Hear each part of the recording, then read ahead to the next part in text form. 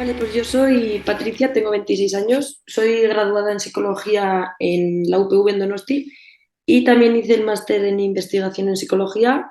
Tengo un posgrado de educación social y de violencias, o sea, de salud mental ante violencia política y catástrofes.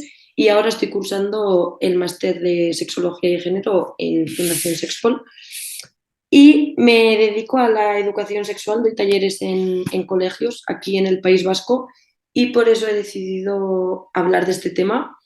Voy a meter mucho como ejemplos prácticos que he visto yo y lo que sí que quiero remarcar es que en todo momento voy a hablar desde mi punto de vista, voy a hablar de las partes buenas que tiene la educación sexual y los desafíos que me encuentro yo personalmente aquí en el País Vasco. Y esto quiero recalcar, ¿no? Que es como mi punto de vista y que estoy en el País Vasco porque hablando con Roberto en la tutoría que tuvimos, sí que salió el tema de que es verdad que probablemente aquí en el País Vasco las condiciones de la educación sexual sean algo mejores que pueden ser en otras comunidades autónomas. Entonces, pues, y aún así veo bastantes desafíos, entonces, pues, me gustaría como eso, dejarlo claro. Entonces, esto es como un poco el índice que voy a trabajar, ¿no? Que sería al principio hablar de la erotofobia, que sería el miedo que nos han generado a la sexualidad. La segunda parte va a ser la sobreexposición que considero que hay a todo el contenido erótico hoy en día y ya luego me metería a hablar de la educación sexual integral y las dificultades que me encuentro y los beneficios que considero que tienen. Y para empezar, luego si queréis podemos reflexionar juntas sobre esto, me gustaría haceros dos preguntas, que es las que me hice yo al empezar a trabajar en esta tertulia, y es a ver si os acordáis qué tipo de educación sexual tuvisteis y qué contenido os enseñaron y cómo os hacía sentir ese contenido, ¿no? ¿Cómo sentíais en esos talleres, sobre todo más dirigida esta pregunta a las que habéis sido socializadas como mujeres?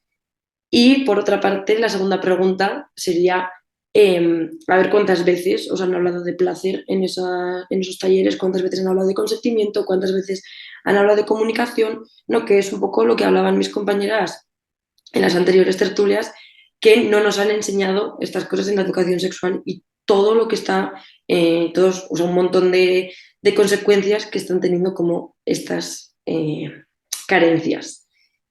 Y entonces ya una vez que me meto ya un poco en lo teórico, sería la erotofobia, ¿no? Que es, como decía, el miedo que hay a la sexualidad, que considero que nuestra cultura está todo el rato metiéndonos miedo, todo el rato nos está diciendo que la sexualidad es algo íntimo, algo peligroso, algo que nos tiene que dar vergüenza, algo que tenemos que esconder, sobre todo siendo mujer, cuando en realidad es algo natural y es algo de lo que tenemos que hablar, por lo que comentábamos anteriormente, ¿no? Si yo no hablo de algo, eso no existe y no vamos a poder resolver las dudas que tenemos, no voy a poder comentar con mis compañeras qué es lo que me está pasando, qué es lo que no me está pasando, porque me siento avergonzada. Y entonces, un poco respondiendo a las preguntas que os he hecho en la anterior diapositiva, considero que un montón de charlas de educación sexual, ahora igual ya no tanto, pero antes por lo menos todas o la mayoría, lo único que hablaban era de reducción de riesgos, ¿no? Lo único que hacían era, mira, pues tienes que hacer esto, esto y esto para no contagiarte de infecciones de transmisión sexual, tienes que hacer esto para no tener embarazos no deseados, pero nunca, o por lo menos a mí personalmente, nunca me han dicho qué alternativas o qué posibilidades hay, qué facilidades hay en la sociedad, porque creemos que hay pocas, pero verdaderamente hay. O sea, no, a mí nunca me han dicho que por lo menos aquí en el País Vasco, si voy a Osakidetza, al médico, que me puedo hacer una analítica de sangre para ver si tengo alguna infección. Nunca me han dicho que si voy a la comisión antisida me pueden dar preservativos. Solo me han dicho como cosas malas, pero nunca como qué hacer si tengo eso o cómo hacer para prevenir eso, ¿no? Y seguido de esto nos han hablado siempre desde una vista muy reduccionista, ¿no? De la sexualidad. Todo ha sido siempre centrado en la penetración vaginal y todo lo que conlleva todo esto, ¿no? Solo se ha hablado del placer del pene, solo se ha hablado de relaciones heterosexuales, dejando de lado a un montón de gente que verdaderamente estábamos en los talleres y sentíamos que no estaban hablando para nosotras, no, no tenía sentido estar ahí porque literalmente me estaban explicando cómo tenía que hacer una persona con pene para sentir placer, cuando yo igual me interesaba saber qué tenía que hacer yo para sentir placer, ¿no? Y como tercer punto, y este me parece muy importante, es el miedo que hay a la educación sexual. Considero, no sé por qué, pero que sobre todo las familias, cuando escuchan el término educación sexual, no sé si se creen que vamos a poner vídeos pornográficos en clase, no sé qué es lo que se piensan, pero no están de acuerdo. Siempre se piensan que es algo malo y que al final, hablando, ¿no? Teniendo talleres de educación sexual, lo que vamos a hacer es incitar a los y las jóvenes a hacer unas prácticas que igual no son adecuadas para su edad o que no son adecuadas en general, ¿no? Cuando verdaderamente considero que el objetivo es todo lo contrario. Damos los talleres para informar, para que sepan qué es lo que hay y en todo momento damos los talleres siendo conscientes de en qué edad estamos dando los talleres y de qué temas podemos hablar y no podemos hablar en los talleres, ¿no? Y aquí me gustaría poner un ejemplo que me pasó cuando fui a un cole en cuarto de primaria, estábamos explicando la menstruación, pues, y qué materiales había, ¿no? Pues la copa menstrual, ¿no? Como un poco por encima. Y al día siguiente, yo cuando llegué al cole, me llamaron de dirección del colegio y me dijeron, mira Patricia, que sepas que dos familias de la clase de cuarto de primaria han llamado para quejarse, no estamos de acuerdo con la queja, pero queremos que tú lo sepas para que veas qué situación es la que se está dando, ¿no? Y cuando fui a clase de cuarto de primaria, me vinieron dos niñas de clase llorando, pidiéndome perdón, diciéndome, ojo, Patricia, sabemos que nuestras madres han llamado al cole para quejarse por habernos explicado lo que es la menstruación, pero verdaderamente yo agradezco que estés aquí, agradezco que nos estés explicando esto, porque no me han hablado de esto nunca y sé que si tú no me hablas, me va a llegar la menstruación y no voy a saber qué es lo que tengo que hacer, ¿no? Y planteo esto para que reflexionemos. Si algo tan básico como es la menstruación nos parece mal o nos parece un tema tabú, nos sigue pareciendo algo que no hay que hablar en un colegio, ¿qué es lo que estamos haciendo, ¿no? Al final creemos que por haber implementado la educación sexual en el currículum escolar estamos como que ya hemos arreglado y hemos solucionado la vida, pero verdaderamente sigue habiendo desafíos, ¿no? Sigue habiendo los mismos retos que había hace 10 años. Entonces, uy, cara no me deja aquí. Y la sobreexposición a lo erótico la he metido porque considero que vivimos en un constante dilema, ¿no? En una doble moral, porque me están diciendo que la sexualidad está mal, pero a la misma vez me están poniendo contenido erótico absolutamente en todos lados. En los anuncios de colonia, de los coches, de comida, ¿no? Que ahora voy a poner unos ejemplos, me dicen que no puedo hablar de la sexualidad, pero luego el contenido publicitario o el contenido de las series, el contenido de las películas, de las redes sociales, es sin duda un contenido erótico.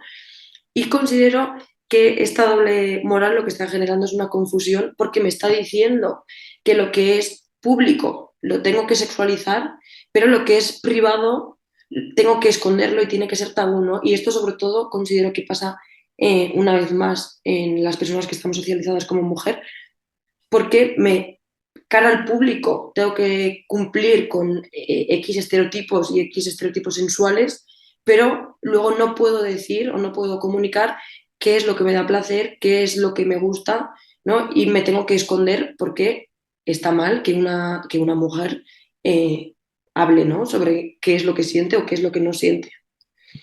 Y he puesto unos ejemplos, supongo que serán viejos y que la mayoría los tendréis vistos, pero he puesto como cuatro muy visibles y como muy exagerados a mi parecer, ¿no? Que el primero pone con C de campeón y con C de cocinera, y el dibujo del chico es con un coche y el dibujo de la chica es cocinando, con una cocinita de juguete, ¿no? Entonces, en los anuncios también estamos sexualizando todo el rato todo. En el siguiente de la hamburguesa, etiqueta a tu amiga que le cabe toda. ¿no? Para anunciar una hamburguesa literalmente estamos comparándola con una felación, algo que no tiene sentido porque claro, si luego ella, una mujer, dice que hace felaciones, está mal visto, pero para ponerlo en un anuncio nos parece súper guay y súper estupendo. Y este me pareció muy, muy fuerte. Es de una campaña de cáncer de mama. Te proponemos llenar esta lista de tareas por lo menos una vez al mes. Autoexamen del seno, cocinar para los que amas, elegir un outfit que te haga sentir hermosa y agradecer por un nuevo día. ¿No? Ahí con calzador te meten que la mujer está para cocinar a la gente que quieres y que tienes que estar guapa porque claro, una mujer tiene que estar guapa todo el rato. Y este último, que es de una empresa de depilación, que pone derechos de la mujer, ser amada, tener un hijo y no tener pelos, ¿no? Entonces, es como, hay unas cosas de que no queremos hablar de sexualidad, no queremos que nuestros hijos y hijas tengan talleres de educación sexual, pero verdaderamente esa educación la están recibiendo de una manera muy mala, ¿no? Entonces, ahora ya como llevando a la práctica todo lo que estoy viendo yo en los talleres, ¿no? Relacionado también con todo lo anterior, he puesto 4 desafíos o 4 problemas que veo yo, que el primero es la falta de tiempo. Yo personalmente cuando voy a los talleres, hacemos talleres de 4 horas, normalmente 2 sesiones de 2 horas, y no da tiempo, es muy poco tiempo, no te da tiempo a generar espacios seguros, no te da tiempo a generar un espacio de confianza y lo que conlleva eso es que muchos alumnos y alumnas no te van a hacer las preguntas que verdaderamente tienen porque no tienen confianza y probablemente sea un tema del que no están acostumbrados o acostumbradas a hablar y necesitan esa confianza y ese vínculo, ¿no? Y al final en 4 horas no puedes generar ningún tipo de vínculo.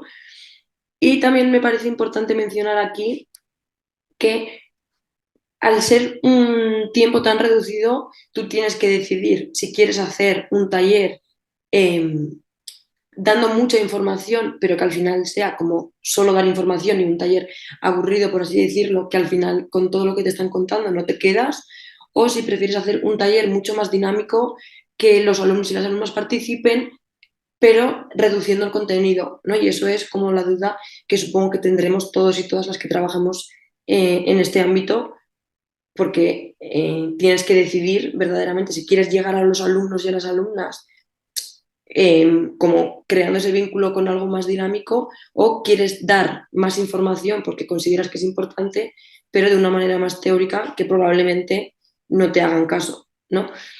Luego también como un problema muy, muy grave y muy difícil de gestionar, me parecen los roles de género que se dan, que es que como ha sido hasta ahora, los hombres siguen cogiendo el protagonismo de los talleres, los hombres siguen hablando, la mayoría de veces encima como para eh, enseñar al mundo su masculinidad, ¿no? De esta manera muy, muy tóxica, muy desagradable, y las mujeres tienden a quedarse calladas y a no hablar. Y con esto lo que estamos perpetuando es, una vez más, seguir hablando más de lo que sería el placer masculino y dejando de lado todo lo que sería lo femenino, ¿no? Porque al final, por mucho que yo en el taller lleve información para hablar sobre el placer de la vulva, por ejemplo, si las preguntas, la mayoría van a ser de personas que tienen pene, probablemente se derive la mayoría del contenido a ese tipo de personas, ¿no? Y seguimos perpetuando que se sigue invisibilizando lo mismo, se sigue hablando menos de lo mismo. Y aquí también, como ejemplo, me gustaría poner que nosotras en secundaria, bueno, normalmente siempre, dejamos un momento para preguntas anónimas. Y normalmente, por no decir que en todas las clases, los chicos, ¿no?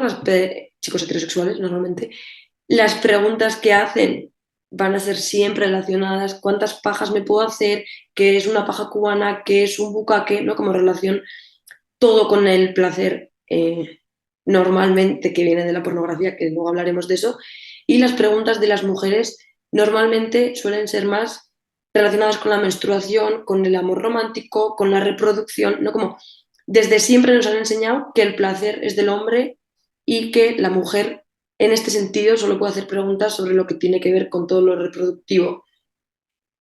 Y luego también las contradicciones que tenemos, que esto es algo que a mí me tiene loca, porque considero que por parte de las y los educadores y por parte de las familias tenemos muchas contradicciones respecto a este tema, ¿no? Por ejemplo, eh, siempre les decimos a los niños, por ejemplo, que su cuerpo es suyo, que tienen que decidir lo que tienen que hacer, pero luego si viene la abuela de Cuenca a casa, les tengo que obligar a darle un beso o un abrazo, porque claro, pobre abuela que no le está dando un beso el nieto o la nieta, ¿no? O sea, le estoy como enseñando una cosa, pero luego le obligo a hacer otra cosa. O aquí, por ejemplo, en los colegios, en infantil y los primeros cursos, primero y segundo de primaria, los baños no tienen puerta, ¿no? Entonces también te estoy enseñando que tienes que tener una intimidad, pero luego en el cole, cuando tienes que ir al baño, tienes la puerta abierta y te está viendo literalmente todo el mundo porque el baño está entre dos clases, ¿no? O cuando hay que cambiarle la ropa, le cambiamos delante de todo el mundo, o no.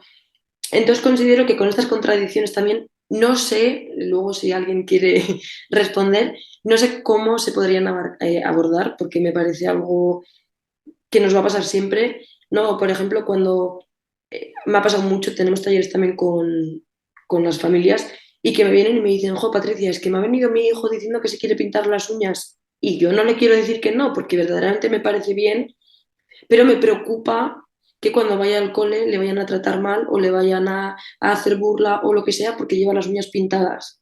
Claro, tú si a tu hijo le dices que puedes hacerlo, pero luego le estás poniendo cara de preocupación, tampoco va a entender muy bien qué es lo que está pasando, ¿no?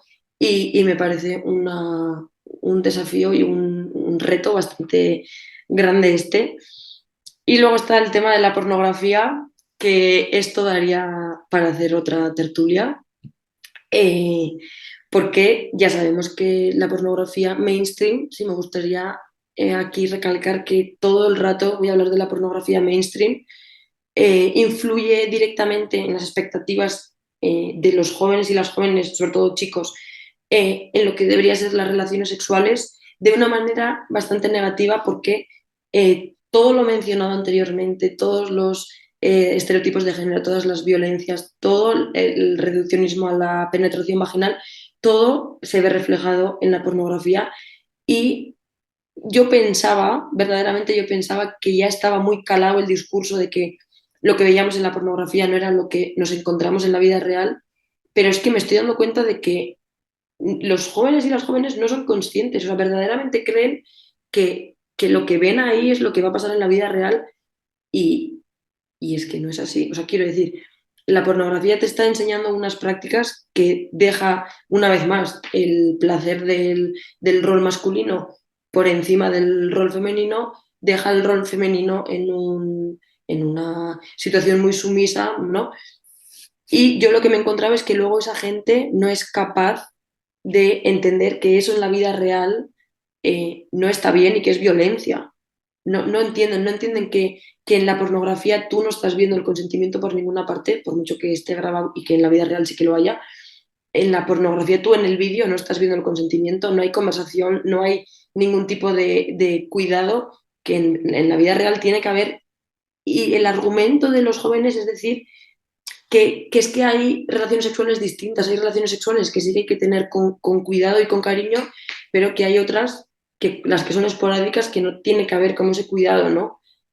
Y me parece algo peligroso y también que hoy en día ver pornografía se ve como algo guay, ¿no? Por ejemplo, yo el otro día estuve en mi antiguo instituto dando clase en cuarto de la ESO y tuvimos que hacer una dinámica de la pornografía y dos chicos de clase me dijeron, jo, Patricia, qué bien, por fin voy a tener algo para hacer en el cole que se me dé bien, ¿no? Como, qué guay soy, que veo pornografía y encima se me va a dar súper bien.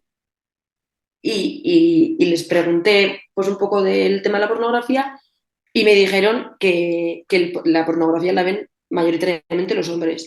Y les pregunté por qué, yo ilusa de mí, pensando que me iban a hacer la reflexión en plan como desarrollada. Y la respuesta fue que los hombres son unos guarros y tienen el deseo muy activo, pero que las mujeres somos unas estrechas y que por eso no vemos pornografía. Claro, a mí se me quedó una cara porque yo pensaba que me iban a decir, obviamente, que la pornografía estaba hecha por y para el deseo sexual del hombre, ¿no? Pues no. Entonces es un tema que me preocupa bastante, pero sí que me gustaría aportar que, como decía antes, la pornografía negativa me parece la mainstream porque considero que hay un discurso muy calado en la sociedad de que la pornografía es mala y hay alternativas de pornografía mucho más educativas, mucho más sanas, mucho más, no sé cómo decir, equitativas, ¿no? No sé cómo decirlo, que como no son accesibles y son de pago, no se habla de ellas, pero que verdaderamente sí existen. Que yo cuando voy a los talleres y doy las alternativas, nadie me presta atención porque no les interesa, pero existir existen y no se suele hablar de ellas. Y habiendo hablado de todo lo malo que considero que puede tener, los retos que puede tener la educación sexual, me gustaría también, ¿no?, terminar un poco hablando de los beneficios que puede tener, que uno sería que promueve el conocimiento y el respeto por el propio cuerpo y el de los demás, ¿no? Al final, relacionado con lo que hablaba antes Noelia, considero que la educación sexual sí me ayuda a conocer mi cuerpo, me ayuda a conocer, en este caso, imagínate cómo son mis genitales. Si yo en algún momento tengo algún síntoma, yo voy a poder ver qué cambios he tenido y voy a poder, si es necesario, pedir ayuda. Si yo no conozco mi cuerpo y yo no respeto mi cuerpo y no le pongo interés, nunca voy a poder como pedir esa ayuda o tener ese cuidado hacia mí, ¿no? Y también, pues obviamente, respetar el cuerpo de los demás y aprender que todos los cuerpos son distintos, pero que todos los cuerpos son válidos, por mucho que a mí me pueda gustar más X tipo de cuerpo. Luego también el consentimiento y la comunicación, que es un poco también relacionado con las anteriores tertulias, ¿no? Al final le estoy haciendo como un poco resumen de las anteriores. Eh, Me parece importante no solo en el ámbito sexual, ¿no?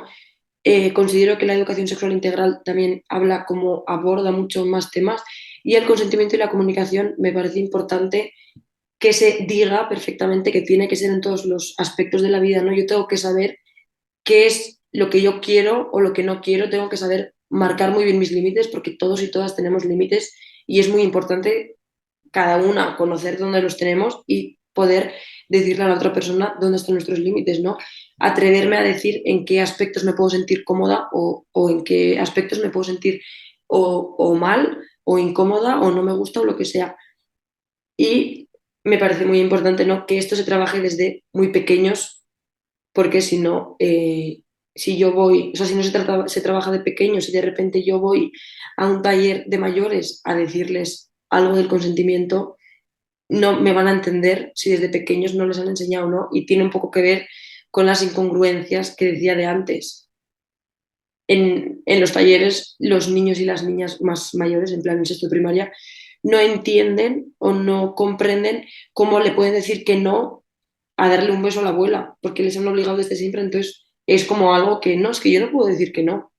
No, no se replantean el poder decir, mira, pues en vez de darte un beso, prefiero decirte, yo qué sé, hola con la mano o darte un abrazo. Luego también me parece importante que se promociona mucho la diversidad, ¿no? Se enseña que todos los cuerpos son distintos, que hay orientaciones sexuales distintas, identidades de género distintas, el deseo, el placer y que todo tiene que estar bien visto y todo tiene que ser aceptado, por mucho que nos hayan enseñado siempre que lo que tiene que dar placer son X cosas, ¿no? Em, que esto tiene un poco que ver con el último punto, que es generar espacios de respeto y confianza, que considero que hoy en día es uno de los objetivos principales, por lo menos a mi parecer, ya que la extrema derecha cada vez está calando mucho más, cada vez está abriéndose mucho más el discurso de la homofobia, la transfobia, ¿no? Y considero que enseñar que aunque tú no compartas, porque me parece estupendo que por tu cultura, por tu ideología, por tus pensamientos, no compartas X cosas de la sexualidad. Me parece muy bien, pero una cosa es no compartirla y otra cosa es no respetarla.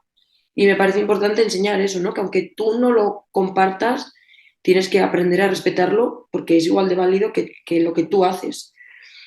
Y romper con los mitos y con tabúes, al final lo que decía, ¿no? Si no, de lo que no se habla no existe Si yo no hablo, por ejemplo, que ¿no? Hasta ahora se decía que la masturbación era algo sucio, era algo que estaba mal.